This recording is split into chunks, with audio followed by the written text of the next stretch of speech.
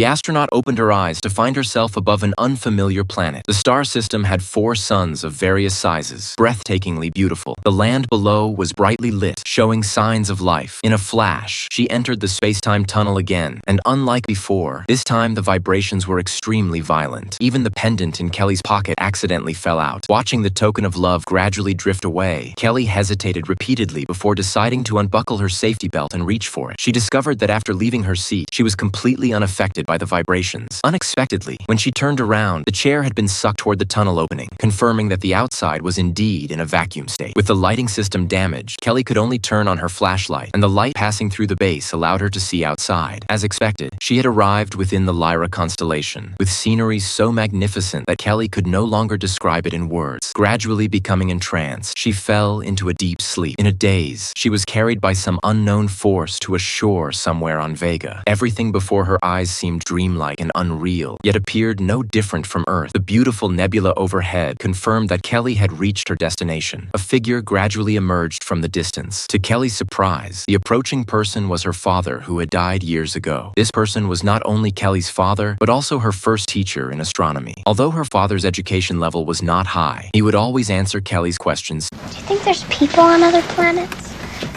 I don't know, Sparks. But I guess I'd say, if it is just us, seems like an awful waste of space. Seriously. From then on, Kelly developed a deep interest in astronomy. However, when she had just started elementary school, her father passed away from a heart attack, leaving Kelly alone. Whenever she missed her father, she would sit in front of the radio, trying to contact Dad, this is Ellie. Come back. It's Eleanor, air away. Transmitting on 14.2 megahertz. him through radio waves. Seeing her father again now, Kelly was extremely excited. Yet she also understood that the dead cannot return to life, and the person before her was not really her father. That's my scientist. When I was unconscious, you downloaded my thoughts, my memories, even Pensacola. We thought this might make things easier for you.